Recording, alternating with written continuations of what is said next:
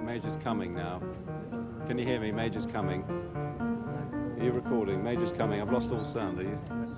In the summer of 1995, the Prime Minister, John Major, decided that he'd had enough and put himself up for re-election.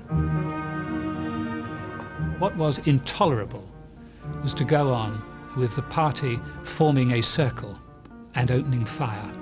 In short, it is time to put up or shut up. The party had gone beyond hope and was not capable of having its divisions healed. Now, John Major claims he was always a reluctant Prime Minister. I never had a game plan. I was not sitting there thirsting to become Prime Minister. I think he was a very, very strong man, tough as old boots. The strength of character is, I think, more remarkable given how easily hurt he can be and how socially vulnerable he is.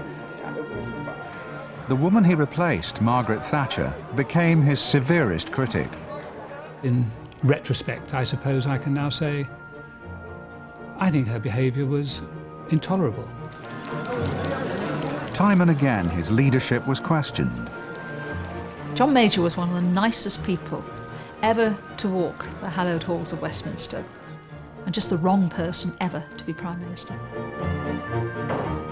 What happened behind the scenes can now be told. The struggle for power, the conflicts with colleagues, and the personal frustration and sense of failure which made John Major want to quit. There were moments when one got very depressed. I certainly did. I was persuaded to stay, but I shall probably wonder to the end of my days whether that was the right decision.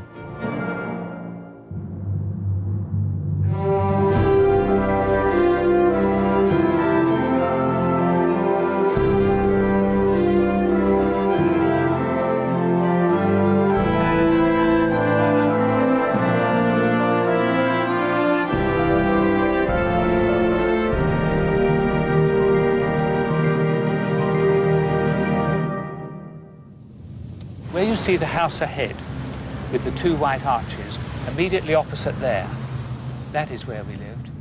Shortly before the 1992 general election, John Major returned to his roots in Brixton to make an election broadcast. It's still there. It's still there.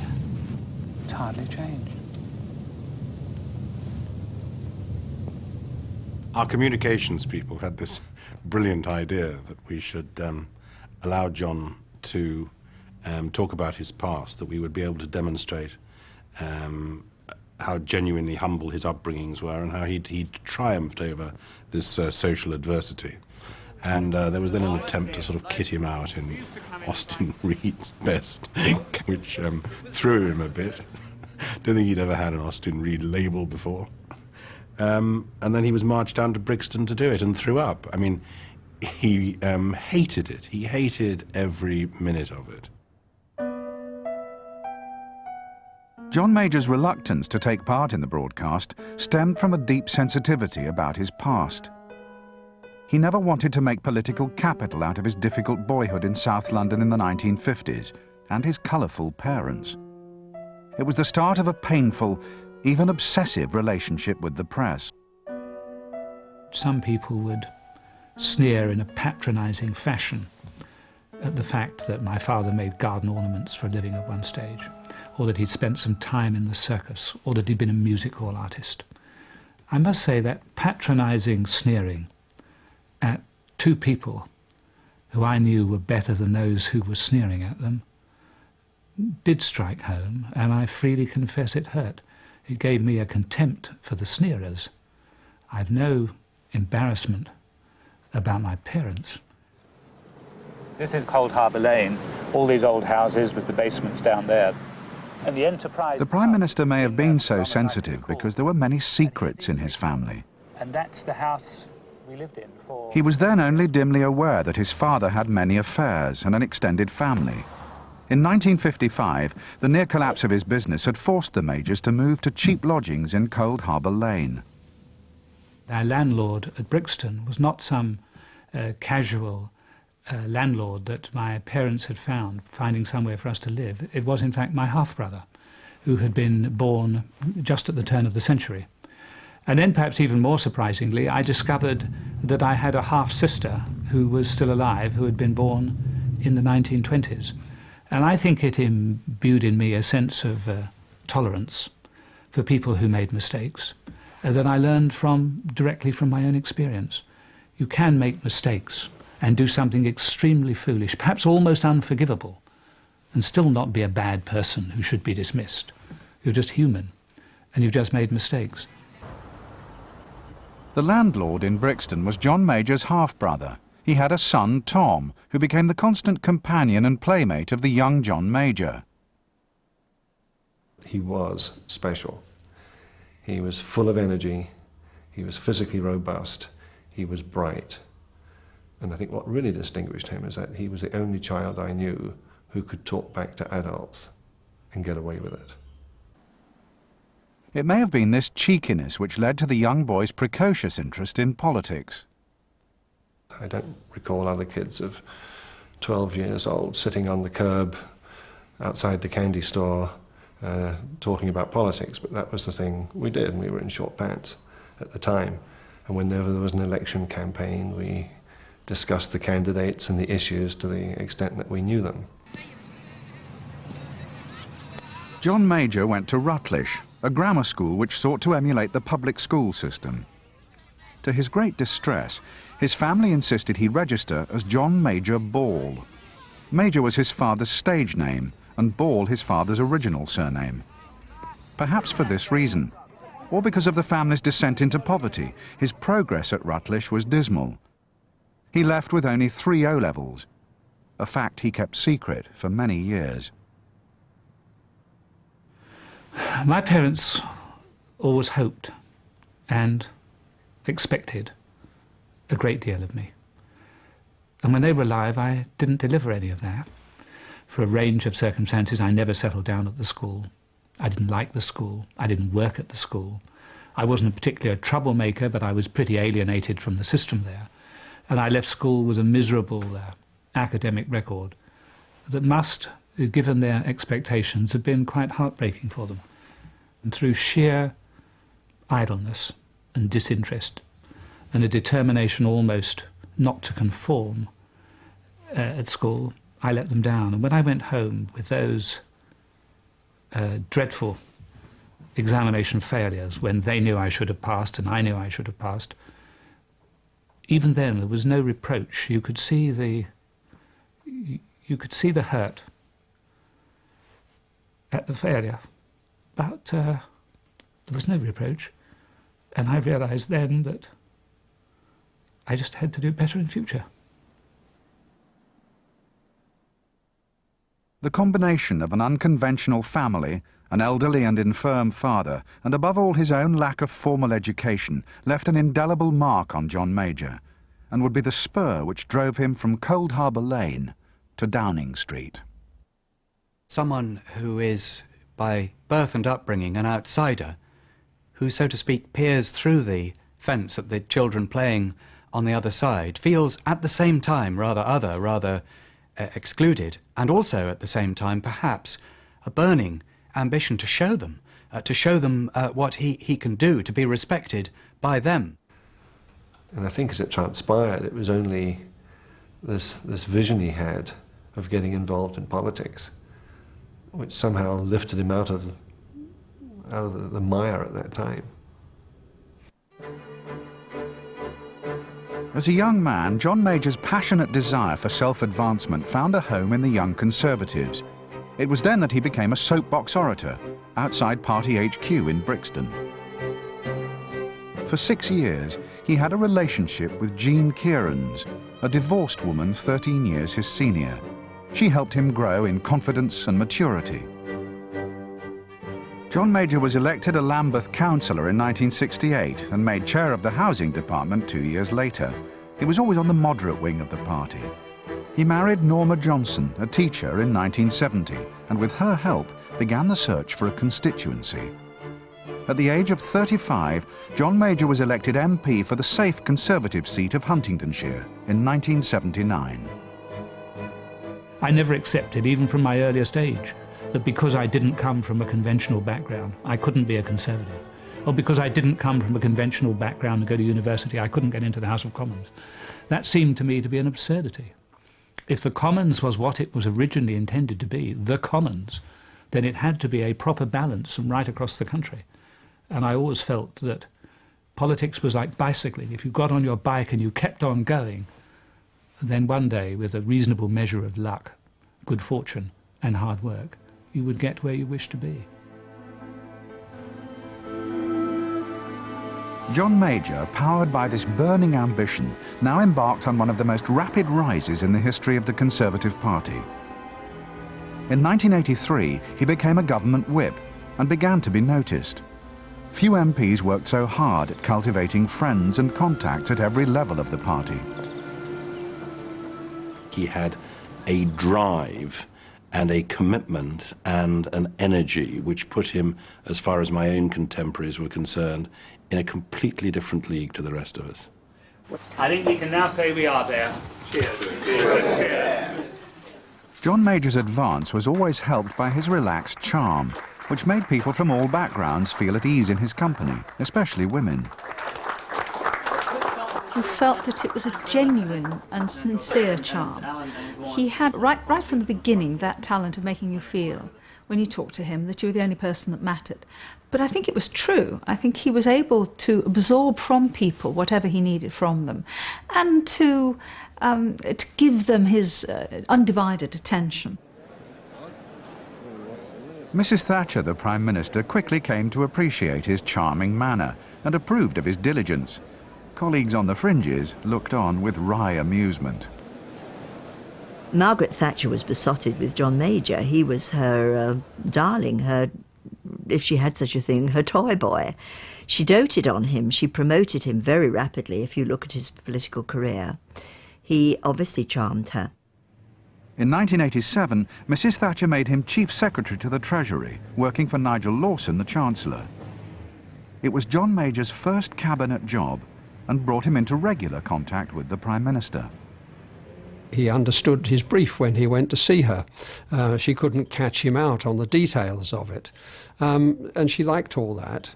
And of course, John has an ability through innate courtesy to appear to agree with whoever he's talking to. And that way we may get the swiftest outcome. That seems to be very agreeable. It's a very irritating thing when you find that he's agreed with somebody else of opposite opinions as well. I'm sure that John Major didn't consciously deceive Mrs. Thatcher. But of course, all of us around Mrs. Thatcher knew what she liked and what she wanted, and it was very easy to echo, to some extent, echo her own thoughts, anticipate her views. You could ingratiate yourself in that way at no very great cost.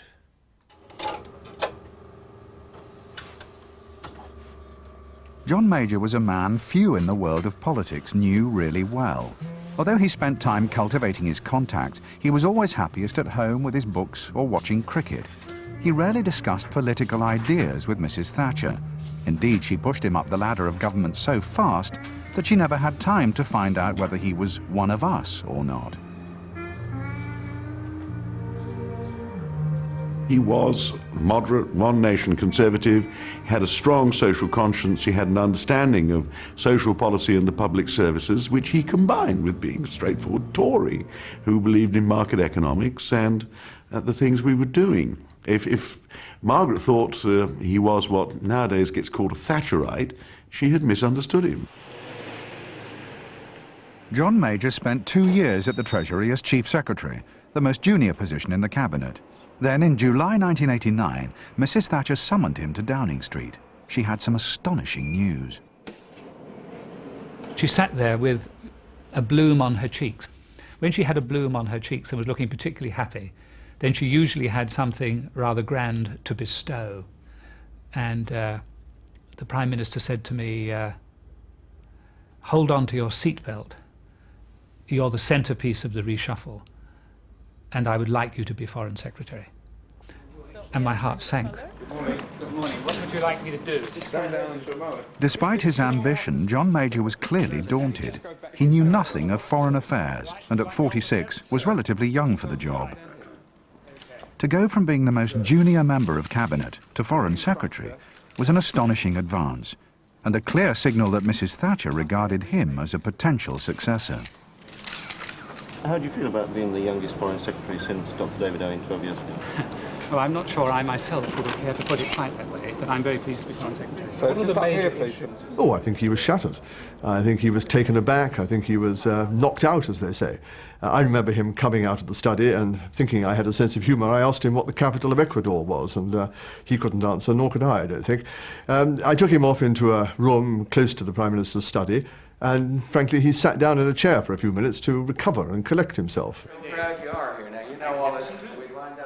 Suddenly, he was overwhelmed with the world, with a whole series of problems in different countries, different continents, which were new to him, except in the most elementary way. He was dismayed by the number and the complexity of the things that came at him out of his Foreign Office boxes. John Major never had time to shine as Foreign Secretary. Mrs. Thatcher's powerful position on the world stage meant that she tended to eclipse him at meetings with world leaders. But his discomfort as Foreign Secretary did not last long.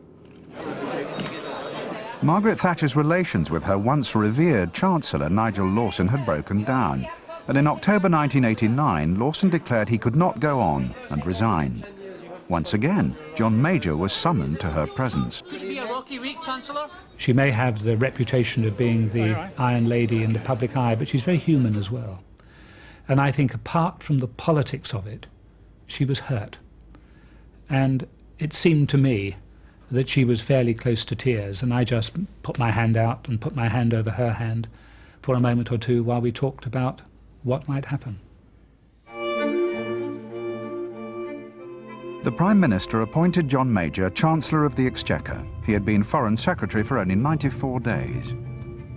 Once more, he was in his element. At the Treasury, he loved.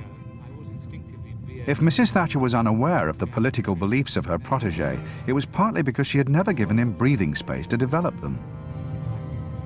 I was moving through government faster than a counter goes around a monopoly board. So there wasn't a great deal of time to step back and make philosophic speeches. I was too busy dealing with the practicalities of the day. I wasn't hiding my views.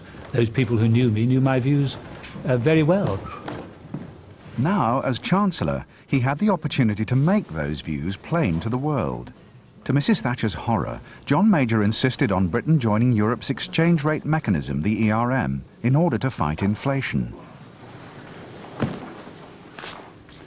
Sometime later, Lady Thatcher wrote that I was drifting intellectually with the tide, the pro-European tide.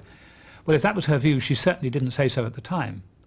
She certainly didn't say so to me, and she certainly did not advance that as an argument for changing the policy that I was advocating. John Major did show a certain amount of steel because she couldn't lose two chancellors. And if the new chancellor came along and argued that we should be joining the ERM, Margaret didn't really have an alternative. Even Margaret Thatcher at that stage could not simply slung out another Chancellor of the Exchequer and try to find one that agreed with her. And into the ERM we went. Just as Mrs. Thatcher was declining, John Major was in the ascendant. By taking Britain into the ERM, he confirmed his power over the now vulnerable Prime Minister and placed himself in pole position in the race to succeed her, whether he wished it or not. I never had a game plan about what the next job would be and whether I would become Prime Minister. Lots of people have subsequently suggested that I did, but I didn't. I operated largely by what I think was the Ian MacLeod maxim. If the ball comes in your direction, grab it. And in politics, the ball often came in my direction, and I did grab it. Is this for next Friday? No, this is. Okay. I had observed him when he was Chancellor and I was Chief Secretary. And one of the things I noticed was that John spent an amazing amount of time, a truly astonishing amount of time, speaking in MPs' constituencies, to their associations, their businessmen's clubs, and he was remarkably assiduous. I did one for lunch. There is no doubt in my mind that he was thinking about becoming Prime Minister and had been thinking for quite some time. Right. In public, John Major was as loyal as ever to the woman who had advanced him so far and so fast. But privately, he was beginning to have doubts about her continuing ability to lead the party. It seemed to me that Margaret was no longer examining the facts before reaching the decision. She was operating on gut instinct, and from time to time one saw ideas put forward, perhaps sometimes tossed forward quite loosely, that just ran into the slammed door of a closed mind.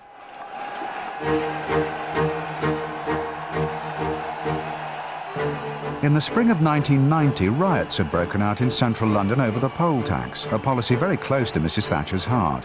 She clung doggedly to it despite massive opposition, not only in the streets, but also in Parliament and Cabinet. After more than a decade in power, many felt the unrest was the surest sign that she had lost her grip. No! No! No! And her attitude to Europe caused confusion at summits and reinforced many of her colleagues' concerns about her leadership. The problem was mainly that Margaret was suddenly becoming more anti-European than she'd been before. She was always instinctively not very pro-European, but she was going quite vehemently anti. And I think, frankly, in the last year or two, Margaret was beginning to get more individual and pursuing her own moods and whims in the government, and was perhaps slightly losing touch. Good morning. On the 14th of November, Mrs. Thatcher's sworn enemy, Michael Heseltine, announced that he was challenging the Prime Minister for the leadership of the Conservative Party. His decision was triggered by the resignation of Sir Geoffrey Howe. Heseltine had stormed out of the Cabinet nearly 5 years before. John Major, Chancellor of the Exchequer, was the insider's favourite for the top job should she fall. But he was giving nothing away. The Prime Minister has been nominated by the Foreign Secretary, seconded by me. We expect her to win. We hope she will win. We hope she will remain leader of the Conservative Party. Are you confident I hope and expect and am confident that that will be the case. It's certainly the best outcome. What happens if she doesn't win on the first ballot, Mr. Major? She will. Mrs. Thatcher, could I ask? Mrs. Thatcher was in Paris when the result of the first ballot came through. She was badly wounded. I'm very pleased that I got more than half the parliamentary party and disappointed that it's not quite enough to win on the first ballot. So I confirm it is my intention to let my name go forward for the second ballot. The next day she returned to London, apparently determined to continue.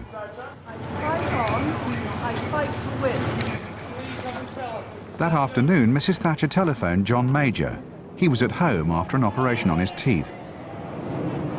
The first thing she said in a rather breathy way straight away was, "I want you to second my nomination."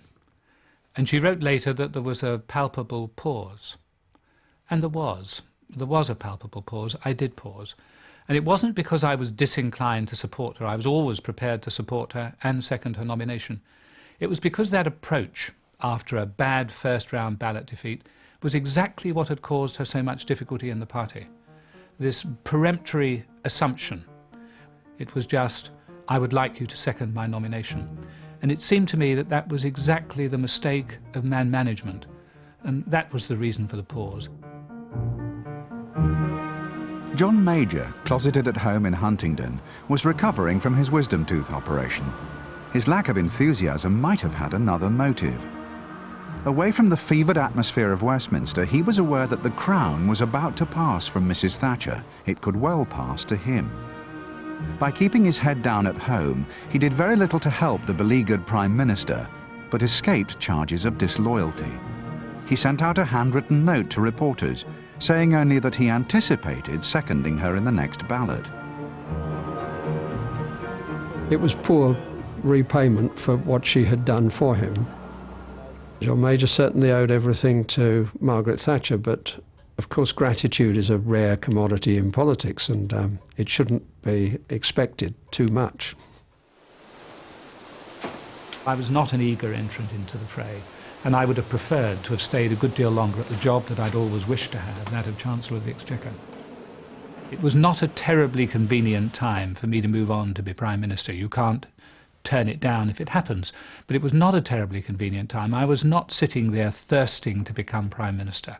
When I discussed with him tentatively the idea of standing or being leader, he would say, well, I'm not sure that I'm ready for it. He did say that. And he did also say, I'm not sure that I want it. But I think he did want to be Prime Minister. Of course, people can have two thoughts in their minds at one time.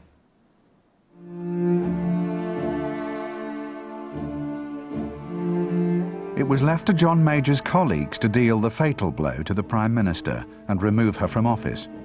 On the evening of the 21st of November, they went one by one to Westminster and told Margaret Thatcher that with so little support in the first ballot, she was finished and had to go. The following day, she confirmed her resignation to Cabinet. The news was announced to an astonished world. It looked as though Heseltine might inherit. That would have been dreadful. Apart from anything else, any difficulties which the party has had since would have been as nothing had the man that pulled her down succeeded her. And so there was a look around everywhere, well, who else could succeed her? And the field was not terribly good. Acorns seldom grow under the great oak. John Major was the obvious candidate. On the day Mrs. Thatcher resigned, he returned from Huntingdon to confirm he was standing, with her blessing. Would you like to sound very quickly why you decided to stand? I believe I would like the opportunity of trying to unite the party. A lot of colleagues have suggested to me that I may be able to do so. The battle to replace Margaret Thatcher began. So nice to see you again so speedily. The Major campaign team was led by Norman Lamont, with William Hague in attendance. Norman Lamont then shared Mrs. Thatcher's view that he was sound on the most important issue. One of the main reasons that I supported John Major enthusiastically was that I felt he was much more cautious about Europe than Michael Heseltine or Douglas Hurd. And that was why I and many other people backed him. Two others were standing, Michael Heseltine and Douglas Hurd. Michael Heseltine may have been the most charismatic of the three candidates, but for most Conservative MPs, his role as the assassin of Margaret Thatcher put him beyond the pale. Yeah, they'll all speak for themselves, and I've made it quite clear that I'm the Truman of this campaign, the David fighting off the backbenchers, the little guy, but the little guy who's going to win. Quite a big little guy.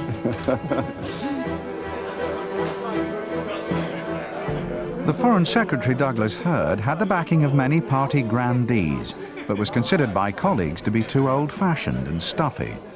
His efforts to play down his old Etonian background backfired disastrously. John Major seemed a much better bet to win the next general election.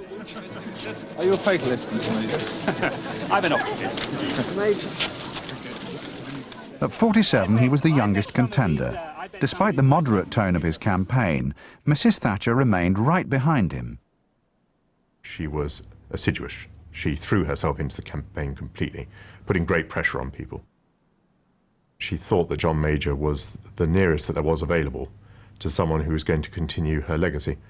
I think possibly also it may have been a sort of therapy that, having not campaigned for herself, the thing to do in the aftermath of the terrible loss of office, which was like a bereavement to her, was to throw herself energetically into a campaign. I was having lunch with some friends in the country and the telephone rang and it was Margaret Thatcher on the phone, and she was very brisk in her normal style. She just simply said, "Hello, Simon, he's pure gold." And I kind of startled at this, and I thought, you know, partly who and what. He's pure gold, pure gold. But Mrs. Thatcher's interventions were not always welcome.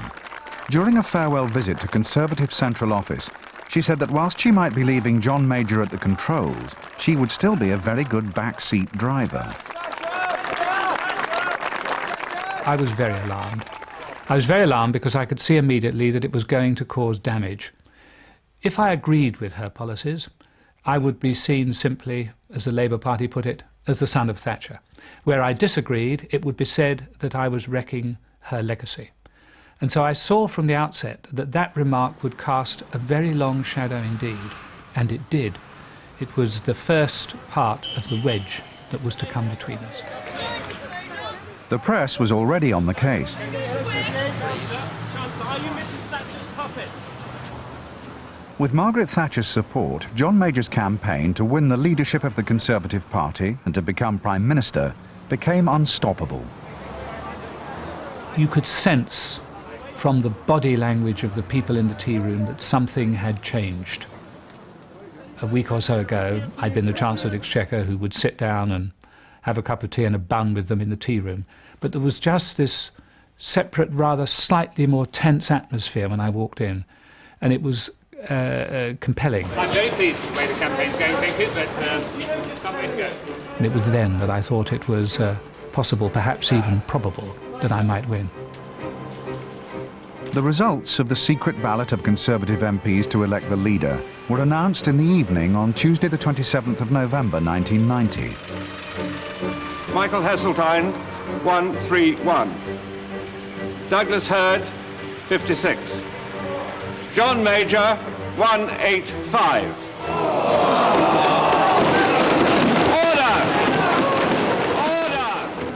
The election could have gone to another round, but Douglas Hurd and Michael Heseltine both conceded defeat immediately. I congratulate John Major. I thank him and Douglas Hurd for an absolute... John Major is the right leader for this task. Oh, he's a jolly good fellow. After only 11 years in the House of Commons and just 3.5 years in Cabinet, John Major became leader of the Conservative Party. How do you feel? I'm very pleased with the result. It was within 4 votes of our estimate. We're very pleased. Thank you very much. Mrs. Thatcher, how did you vote? At the same time, Mrs. Thatcher returned from the House of Commons, where she had voted for John Major, to join the celebrations in Downing Street. We went upstairs to the main stateroom in number 11, where there were maybe 100 people, I suppose, gathered. And I saw one of the most amazing things I've ever seen. When John walked up the stairs and into the room, the entire room shifted from around Margaret to being around John. And it was as though one actually had seen the power shift from one person to another. And there really were only 2 or 3 people left talking to Margaret. It was an extraordinary sight. Mrs. Thatcher was keen to join her successor in front of the cameras outside, but John Major was mindful of her recent comment that she would be a good backseat driver. Margaret said very warmly, "Well, I'll come out with you." And of course that would have absolutely played upon that image. And it would have been a very bad start. I think it would have been bad for her, and it would certainly have been pretty bad for me. And so Norman Lamont, how he did it I don't know, but with great skill, disattached her. And I went out to see people on my own. Now in retrospect I rather regret that, because although it would have meant a little short-term criticism and a little short-term mockery from the Labour Party, I think it would have been more gracious to have gone out with someone who'd been Prime Minister for 11 years. It is a very exciting thing to become leader of the Conservative Party, and particularly exciting, I think, to follow one of the most remarkable leaders that the Conservative Party has ever had. Mrs. Thatcher was forced to watch events from an upstairs window. It was another rebuff, and added to the bitterness she and her friends felt after her enforced removal from office. We're going to unite totally and absolutely, and we're going to win the next general election. Thank you all very much indeed. Thank you all very much. My first task Oh, I think it was appallingly hurtful. It would have been one thing to have been voted out of office by the people. You can understand that. That's what happens in a democracy. But knifed in your back by your own MPs, lily-livered beggars that they were. You can imagine how that hurt.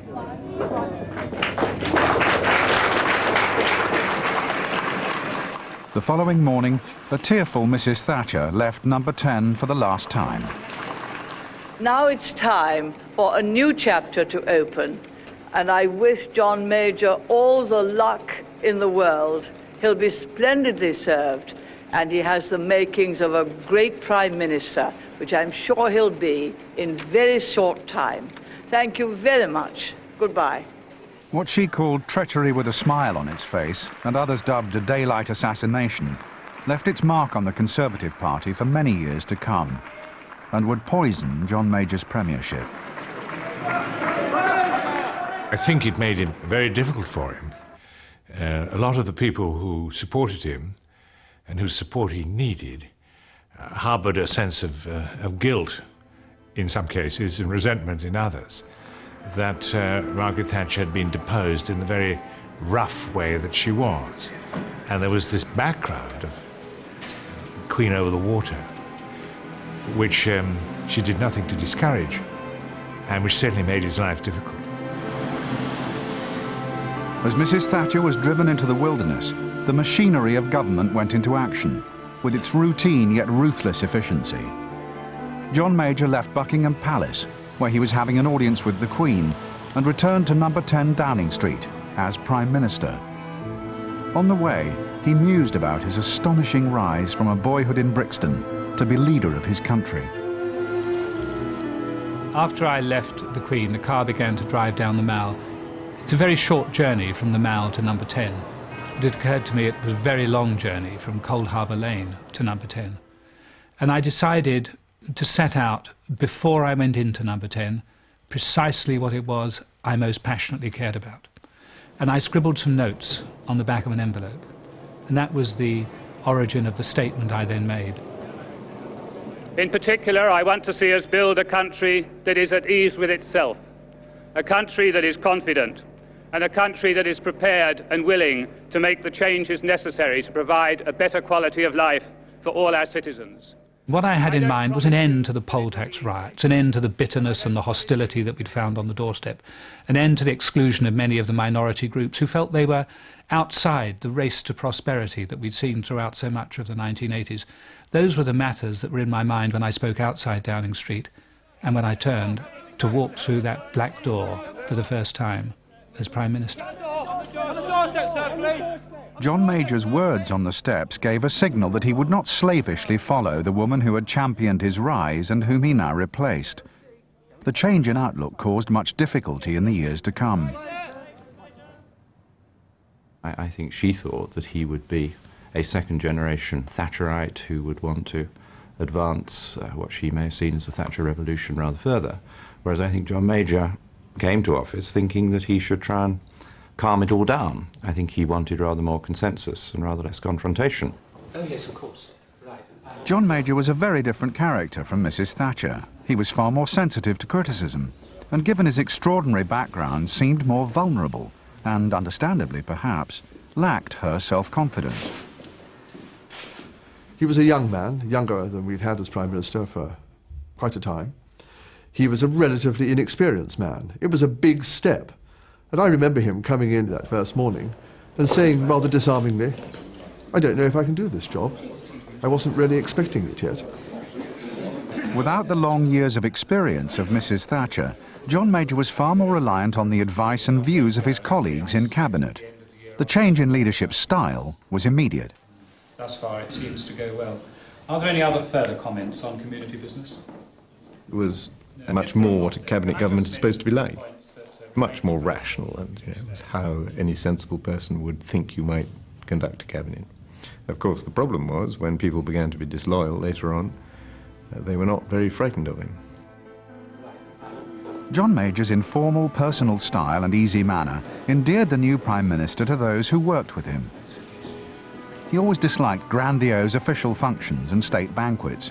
It was a marked change from the pomp of Mrs. Thatcher's court. At the beginning, he disappeared and gave the slip to his security guards to go up to Victoria Street to find himself a McDonald's. And he always had very simple tastes.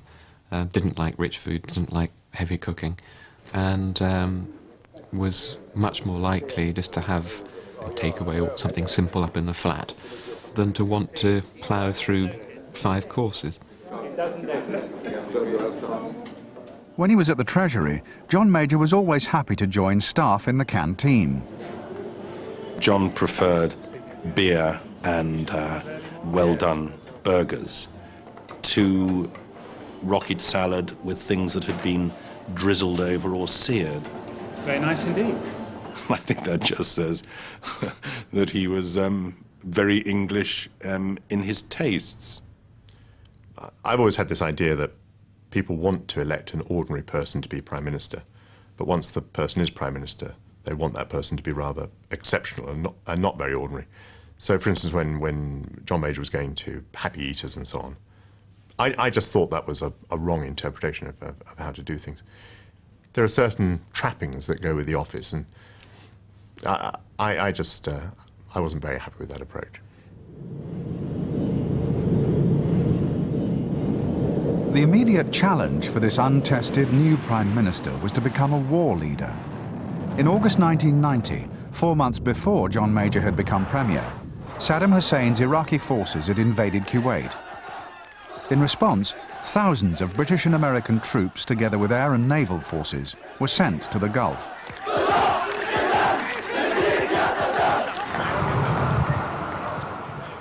Just 1 week after taking office, John Major flew to a wintry Washington to meet President Bush for talks about the crisis at his Camp David retreat.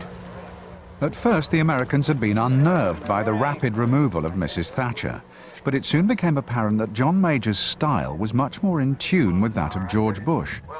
Indeed, it seemed to be a relief for the president not to have to deal with Mrs. Thatcher. The Prime Minister has been very fruitful, at least from the United States standpoint.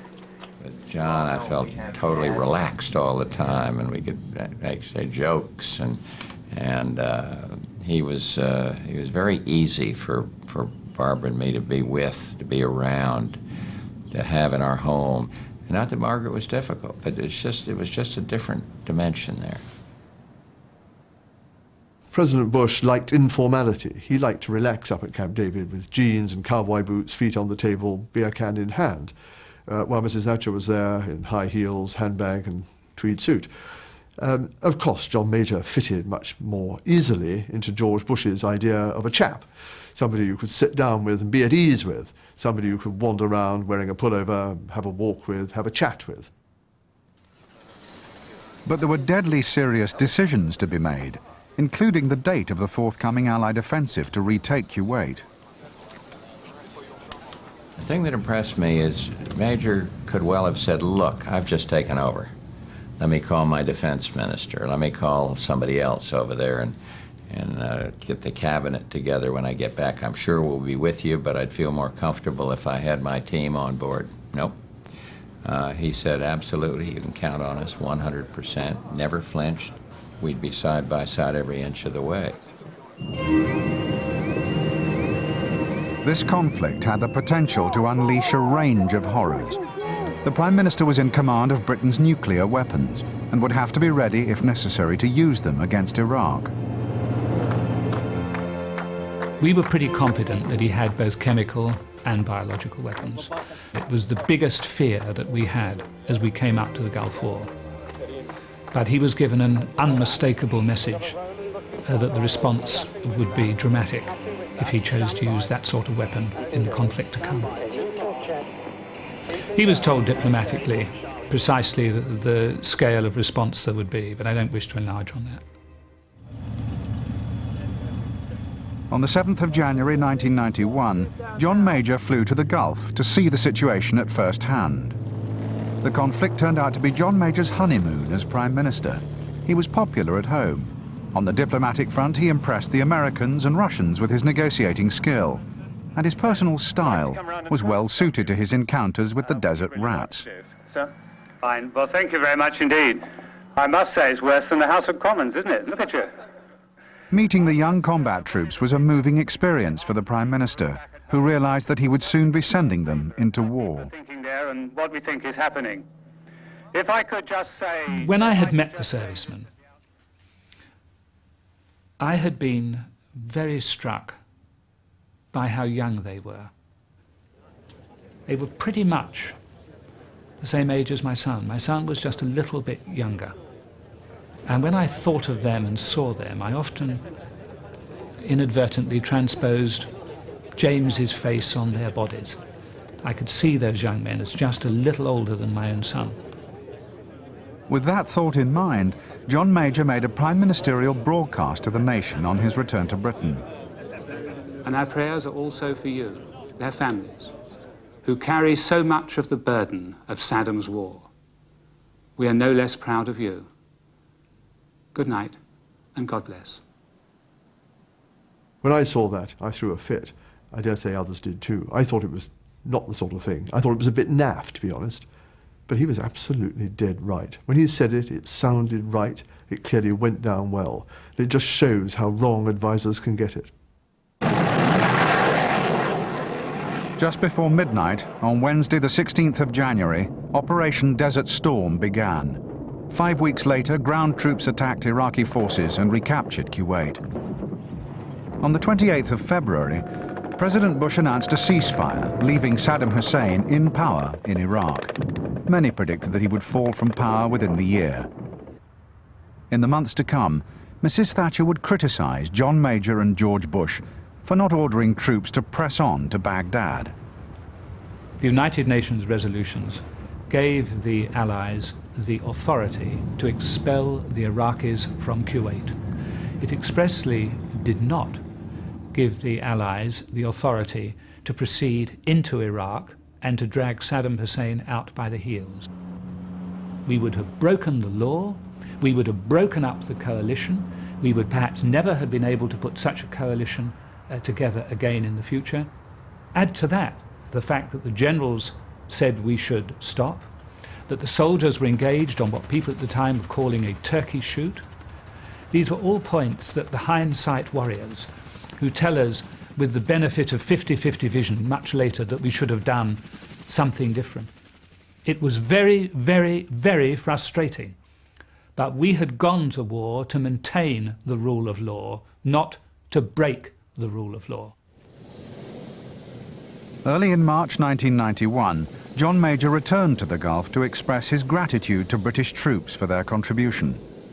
Chris, thank you very much indeed. This will give me cabinet authority of a sort. John Major's personal standing was never higher. An opinion poll showed that he was the most liked Prime Minister for 30 years. The war had given him a new confidence and authority. By contrast, Margaret Thatcher was finding it difficult to fill her days. My grandson I took to Hamleys this morning.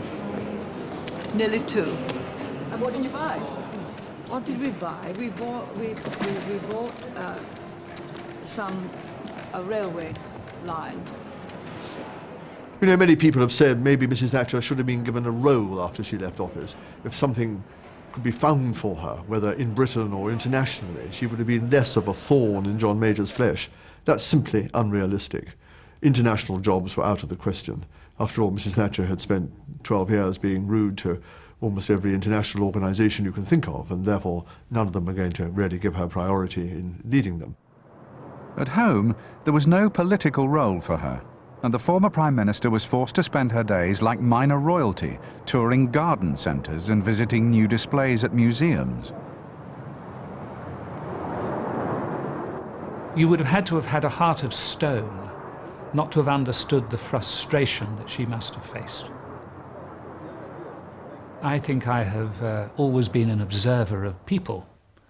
I don't think you needed to be a very acute observer to realise that what had happened to her must have been immensely hurtful.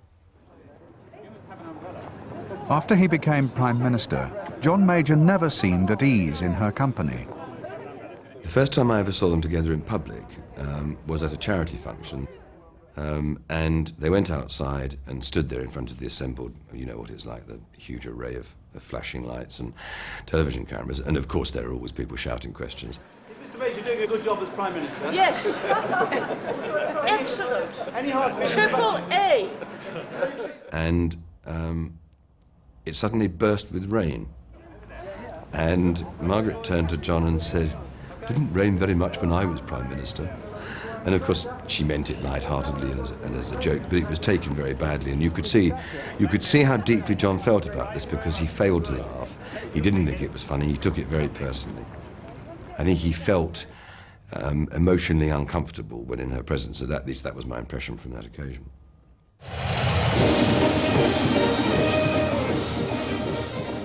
In March 1991, John Major visited Bonn and set about rebuilding the relations with the rest of Europe that Mrs. Thatcher had so badly damaged. Like President Bush, the German Chancellor Helmut Kohl found the new Prime Minister's emollient style a welcome change. When I became Prime Minister, the relationship with our European partners was frankly rather poor.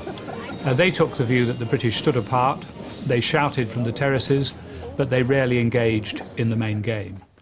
And I thought the best way to proceed was to go into Europe and set out my concerns, my hopes, my aspirations, the things I would concede, the things I couldn't accept, in a speech actually inside Europe.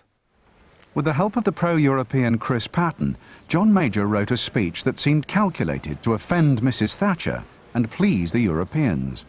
My aims for Britain in the community can be simply stated. I want us to be where we belong, at the very heart of Europe. The battle lines were drawn up. On a visit to America, Margaret Thatcher made her concerns about Europe plain in a series of speeches. She was totally opposed to the greater involvement in Europe, the greater move to federalism. And she'd stood out very strongly against that, the no, no, no at the dispatch box in the House of Commons. And she saw that being weakened. And that certainly intensified her disenchantment with John Major. Margaret Thatcher established a foundation to ensure her legacy was preserved. She surrounded herself with loyal acolytes who shared her more outspoken views, especially on Europe. Their concern was to boost her, to make her feel better, to encourage her in everything that she had done. And one of the ways they did it was by disparaging everybody else. And then, of course, they carried every whisper, every mention, every tiny bit of frustration she uttered in private out into public. And so it spread out into the public prints and began to spread into the Conservative Party as well.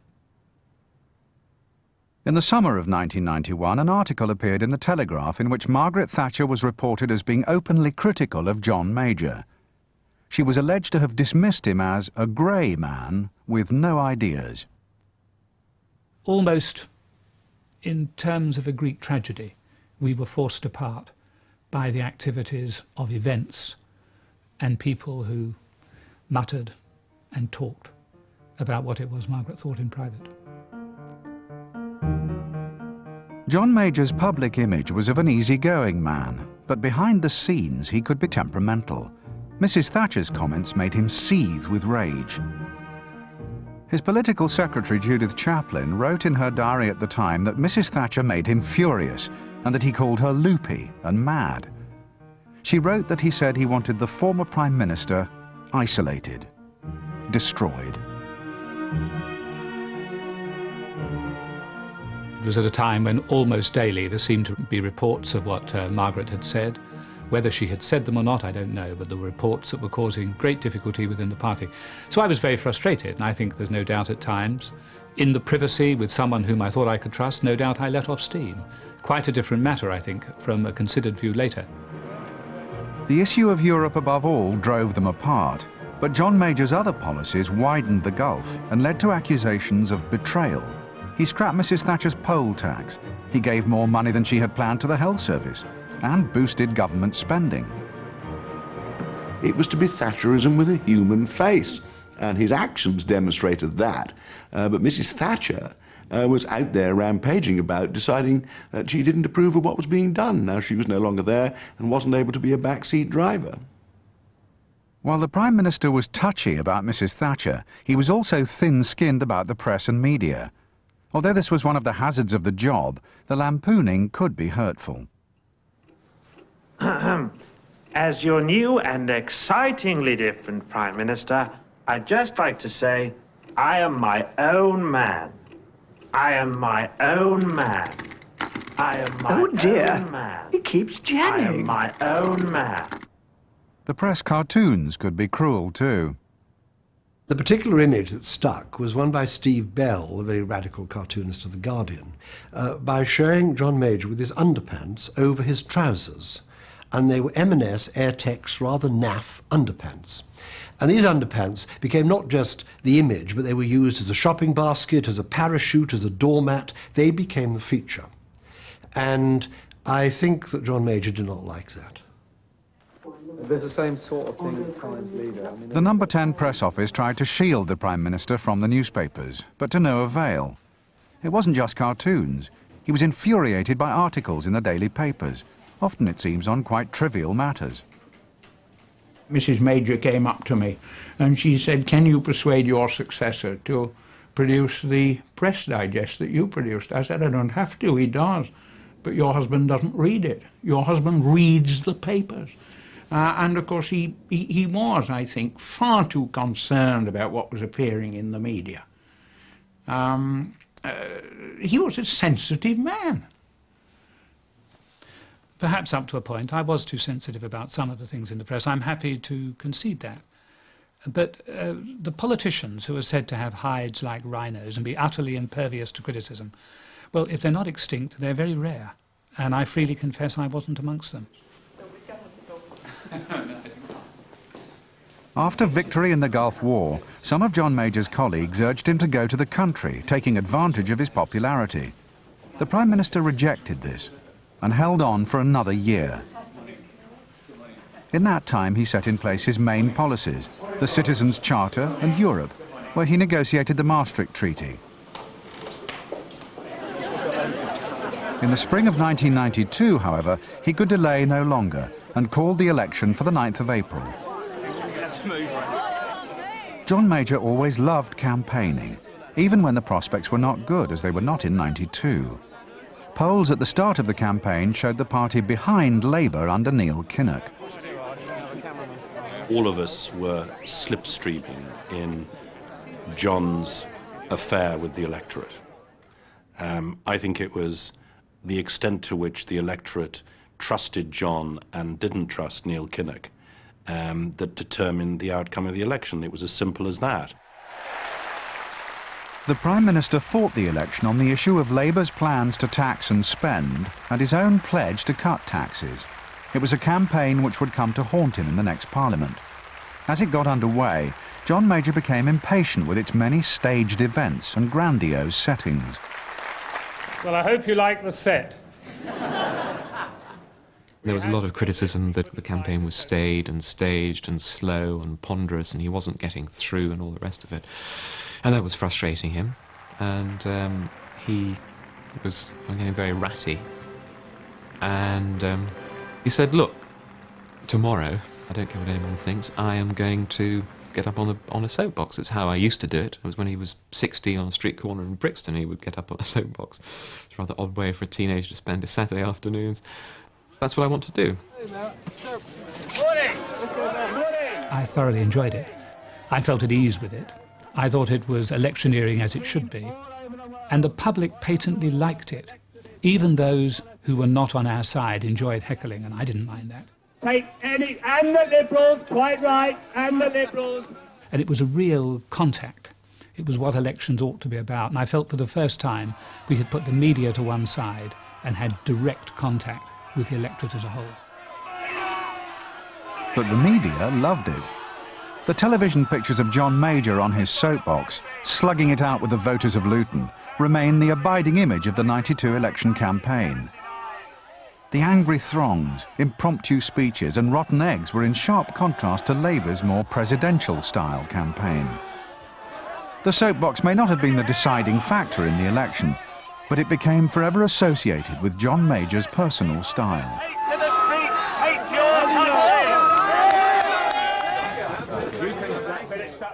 Polling took place on the 9th of April. John Major went to vote at Huntingdon, confident of victory. Many of his colleagues were less optimistic. As the election went on, I became more pessimistic, and I remember going to my count thinking, well, there we are going to lose, and thinking it was pretty surprising that I ever expected we could win when we'd been 13 years in office and we were in the middle of a deep recession, which we were. How on earth could a government get re-elected in those circumstances? Major John, 48,000. John Major remained resolutely confident of victory, despite poor polls throughout the campaign. When the results of voting came through, he was vindicated. That night he went to celebrate his triumph with the party faithful at Conservative Central Office. We had won the election that everyone had said was unwinnable.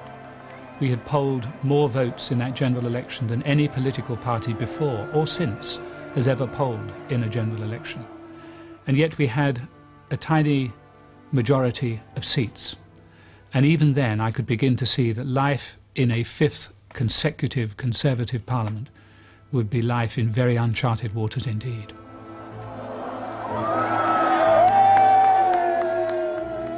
John Major's majority, only 21, was too small to give him the authority he so desperately needed. In the months and years to come, battles over Europe, conflict with Mrs. Thatcher, and above all the sterling crisis of Black Wednesday, would test him and his party to the point of destruction. It would never be glad, confident morning again.